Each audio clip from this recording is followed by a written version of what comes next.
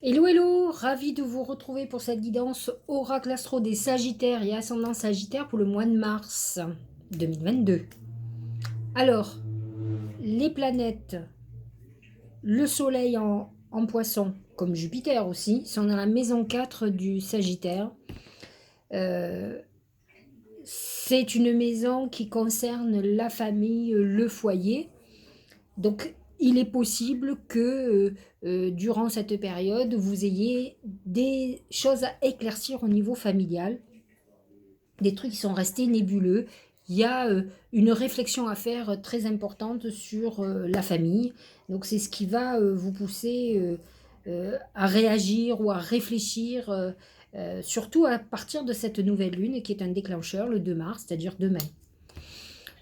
Le bélier, lorsque le soleil va rentrer en bélier, c'est plutôt pas mal pour vous parce qu'il est positionné dans votre maison 5, qui est la maison des amours, de la créativité, de la chance, des plaisirs, de tout ce qui est artistique. Donc, c'est un moment où vous allez être complètement connecté, inspiré, vous allez aller de l'avant, vous allez oser pas mal de choses, même dans votre vie sentimentale. Donc, c'est un moment plutôt plaisant et vous aimez faire la fête, vous aimez profiter de la vie. Donc, le printemps est pour vous un vrai renouveau, un élan au bonheur. Uranus est positionné dans votre maison 6. Il faut faire très attention à surveiller votre santé. Uranus amène des événements soudains. Donc attention aux accidents aussi, à tout ce qui est électrique, tout ce qui est vitesse, accidents ménagers aussi. Parce que la maison 6 est aussi le quotidien. Donc attention. Ça va toucher surtout le deuxième décan des Sagittaires. Et il faut que vous soyez vigilant. Il y a des bouleversements qui peuvent arriver professionnellement de façon inattendue.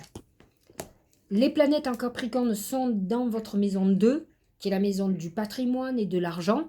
C'est vrai que jusqu'au 6, vous avez Vénus et Mars, qui effectivement a pu amener beaucoup d'abondance au niveau du financier.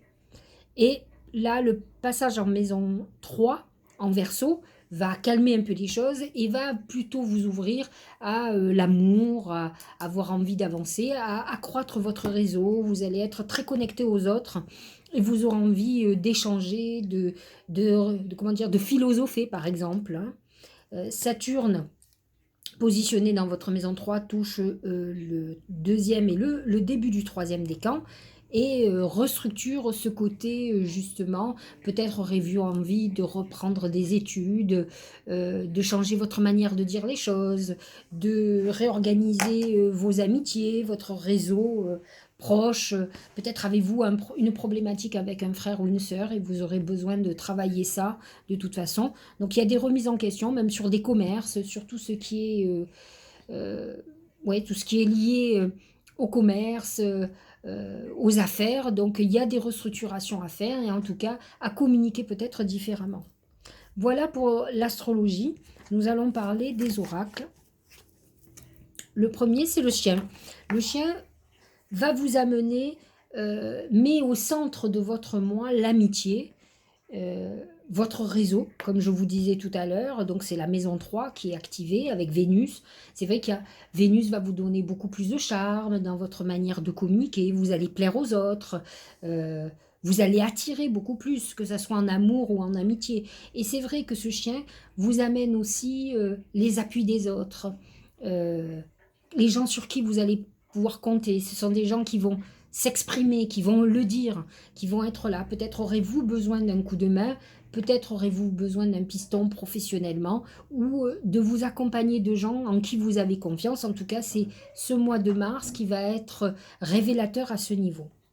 Au niveau du travail, c'est la femme. Alors la femme représente la femme, mais la féminité. Alors d'un point de vue très pragmatique, peut-être professionnellement, avez-vous soit une problématique avec une femme, soit avez-vous une femme qui va vous aider, qui va être votre soutien, qui va être peut-être le pion important ou le personnage important qui va vous aider à développer des choses, qui va être un point central de votre évolution, de votre croissance, et qui va être un déclencheur de quelque chose. Donc dans un sens positif, ça pourrait être quelqu'un de proche, amical, familial, peut-être allez-vous vouloir vous associer, travailler avec quelqu'un de proche, c'est quelque chose qui se met en place sur ce mois de mars, ou Peut-être aurez-vous un souci avec une femme. Ça, c'est la première chose.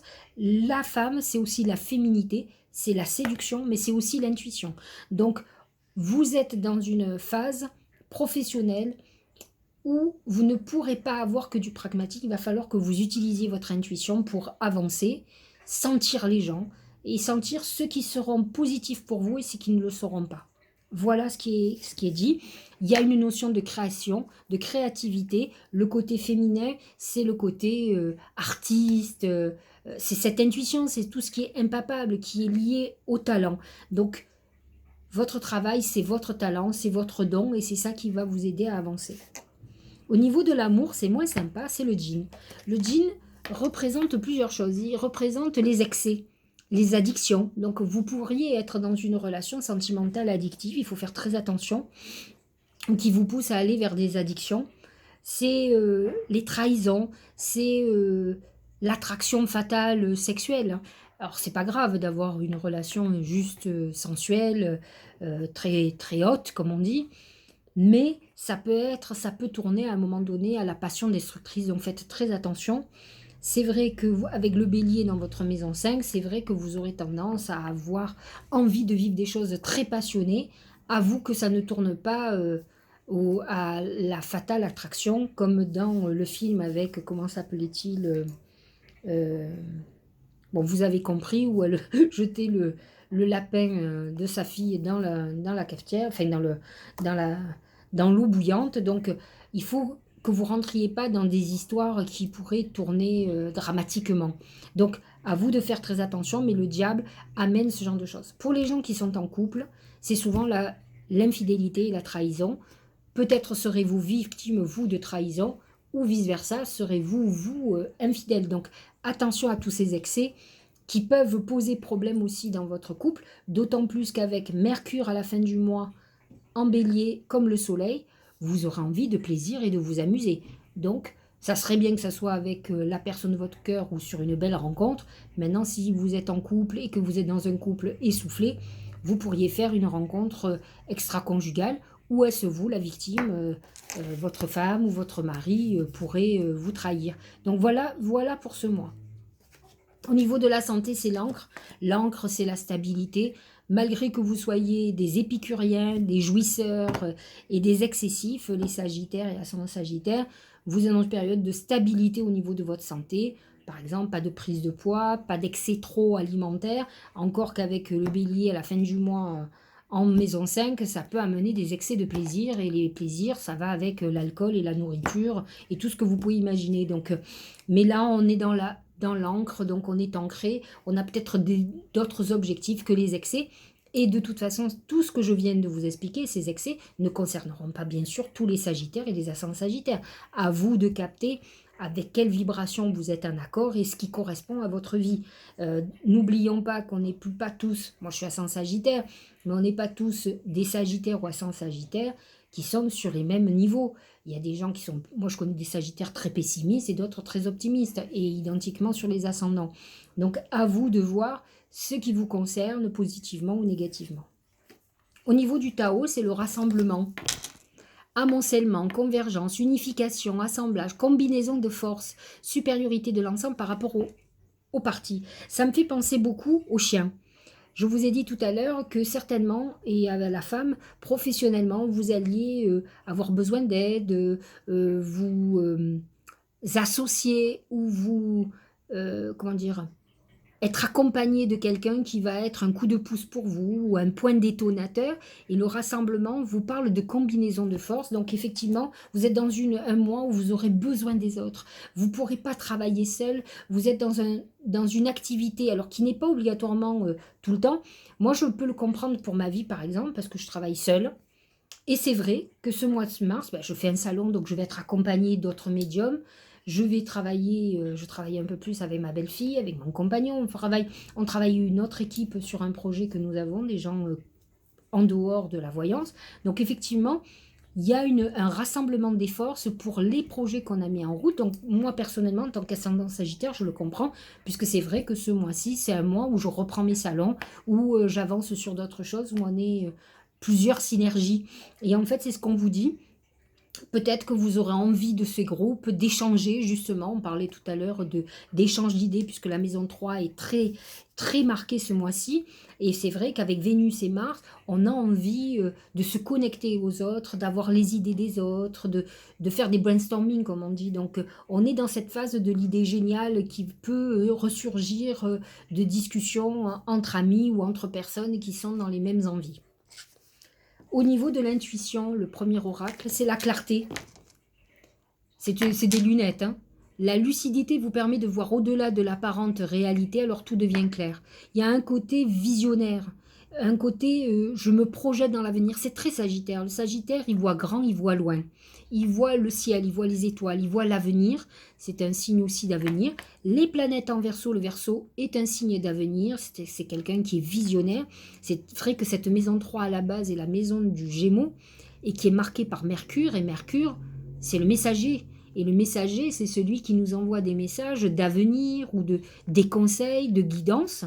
Ça dépend les messages que l'on cherche. Et là, aujourd'hui, on vous dit qu'en plus, Mercure va être dans le Verseau jusqu'au 10 mars. Donc, c'est des périodes, effectivement, de clairvoyance. Mais n'oubliez pas aussi quand même que le Poisson est un signe qui a été dirigé par Jupiter, comme le Sagittaire, puisque le Sagittaire est gouverné par Jupiter. Aujourd'hui, le Poisson est gouverné par Neptune, mais le premier gouvernant du Poisson, c'était le Jupiter.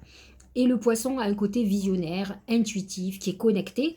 Et c'est vrai que le Sagittaire est connecté quand même à la spiritualité. Ils ont ça en commun de toute façon tous les deux. Donc même les planètes en Poisson vont développer ça et on voit que vous êtes dans un mois de clairvoyance, de vision. Vous allez beaucoup travailler cette intuition. Donc c'est un moment de travailler, de faire beaucoup de méditation pour développer ces perceptions qui sont intéressantes. Au niveau du message 2 d'intuition, c'est l'égalité.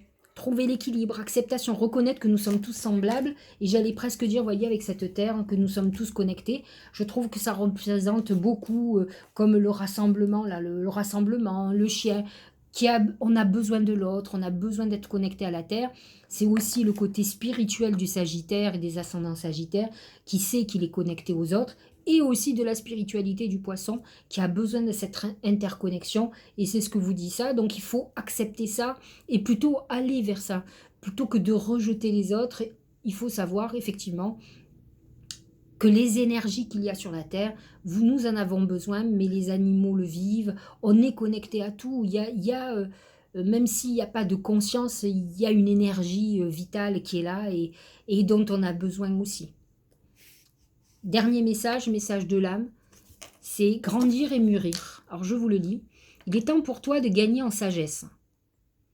Note toutes ces expériences de vie que tu as traversées, ce qu'elles t'ont apporté, de bon et de mauvais. Tire les leçons de ces paysages, puis avance et laisse-toi évoluer. Ça ressemble beaucoup au Sagittaire, puisque le Sagittaire, c'est la maison 9 et c'est la maison justement des leçons de vie, des expériences. Le Sagittaire aime vivre des expériences, ça l'enrichit, c'est ce qui le fait mûrir et c'est ce qui le fait gagner en sagesse. Le Sagittaire a une certaine sagesse, il a des côtés aussi un peu foufou, immature, mais malgré tout, il y a une part de lui qui part vers cette philosophie, vers cette évolution, qui fait il comprend la vie, il a cette sagesse qu'on a envie d'entendre, donc c'est pas le signe le plus sage, mais en tout cas c'est ce qui l'intéresse. Tout ce qui est réflexion psychologique, philosophique, il regarde les citations, il essaye de comprendre, de tirer tout le côté positif de ses expériences. Et c'est ça qui l'amène en sagesse. Donc vous êtes dans un mois avec Jupiter en Poisson, le Soleil en Poisson, où on vous amène à ça. C'est le moment de vous pencher sur toutes vos expériences, de faire le bilan de tout ça et de voir qu'est-ce que vous avez gagné dans votre vie en maturité, en expérience, et que vous puissiez continuer votre chemin dès que le soleil sera en maison 5. Voilà, j'espère que cette guidance vous aura éclairé pour ce mois de mars, amis Sagittaire et ascendant Sagittaire. J'ai vu que certains voyaient regarder la lune, pourquoi pas, mais vraiment, le travail est vraiment fait sur le soleil et l'ascendant. Vous avez tout à fait le droit, ce serait très gentil de votre part de mettre un like, de partager ma vidéo, de vous abonner tout simplement. Pour le moment, je le partage sur tous les réseaux sociaux, mais j'ai pas toujours le temps de tout faire, donc je les mets surtout en ligne. Donc il y a des gens qui le voient plus tôt et puis ça m'encourage, je vois que mon travail plaît, donc j'ai envie de continuer, même si vous devriez le savoir, ça prend beaucoup de temps et j'ai une activité de voyante qui est très intense déjà, donc je prends du temps sur mes temps de libre pour essayer d'échanger avec vous et de vous transmettre certaines choses. Je vous dis à très bientôt, passez un bon mois de mars et surtout une nouvelle lune.